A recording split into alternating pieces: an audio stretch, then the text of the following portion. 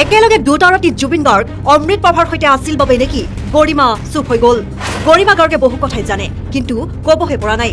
বিজেপিয়ে গৰিমাক মনে মনে থাকিবলৈ বাধ্য কৰাইছে। SITয়ে দাখিল কৰা চাৰ্জশ্বিট কেৱল জুবিন গাৰ্গৰ চৰিত্ৰ হননৰ বাবেই।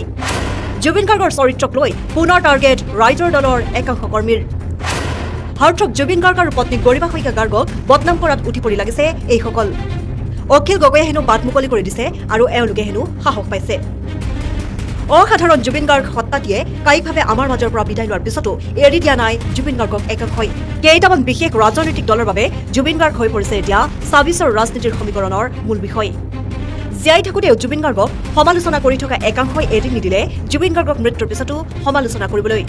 জুবিন গাৰ্গৰ ৰহস্যজনক মৃত্যুৰ পিছত SITয়ে চাৰ্জশ্বিট দাখিল কৰাৰ পিছতেই এতিয়া ৰাইজৰ দলৰ একাংশ কৰ্মকৰ্তা লাগিছে ইয়াৰ নামতো জুবিন গাৰ্গৰ চৰিত্ৰ হনন কৰাত।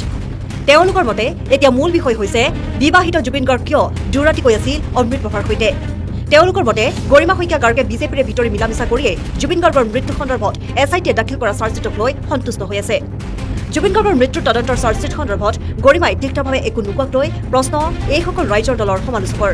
সামাজিক মাধ্যমত ইটোৰ পিছত সিটো মন্তব্যৰে জুবিন গৰিমাক থকা সৰকা কৰি পেলাইছে এইসকল ৰাইজৰ দলৰ কৰ্মীয়ে। অখিল গগৈয়ে সাহসেৰে গৰিমাৰ বিষয়ে কৈ বাট মুকলি কৰি দিয়াৰ পিছতে তেওঁলোকে এতিয়া এইবোৰ সঁচা কথা ক'বৰ বাবে হেনো পাইছে সাহস। এয়া তেওঁলোকৰ মন্তব্য। তেওঁলোকৰ অভিযোগ যে গৰিমা গাৰ্গ আজি চৰকাৰী পক্ষৰ হৈ গ'ল।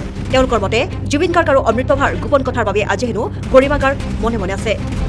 এইসকল ৰাইজৰ দলৰ কৰ্মকৰ্তাই জুবিন গৰিমাক টাৰ্গেটত লৈ মুখ্যমন্ত্ৰী ডক্টৰ হিমন্ত বিশ্ব শৰ্মাক কটাক্ষ কৰি মন্তব্য কৰিলে যে জুবিন গাৰ্গ গৰিমা গাৰ্গৰ সৈতে সুখী নাছিল, যাৰ গইনালৈ মুখ্যমন্ত্ৰীয়ে জুবিন গাৰ্গৰ চৰিত্ৰ বেয়া আছিল বুলিহে চাৰ্জশ্বিটত কৰিছে প্ৰতিপন্ন। লগতে তেওঁলোকে মন্তব্য কৰে যে একেলগে দুটা ৰাতি জুবিন গাৰ্গ অমৃত প্ৰভাৰ সৈতে আছিল বাবেই নেকি চুপ হৈ গ'ল গৰিমা শইকীয়া গাৰ্গ। মুঠৰ ওপৰত মৃত্যুৰ পিছতো জুবিন গাৰ্গক লৈ এইসকলে এতিয়া এৰি দিয়া নাই ৰাজনীতি কৰিবলৈ।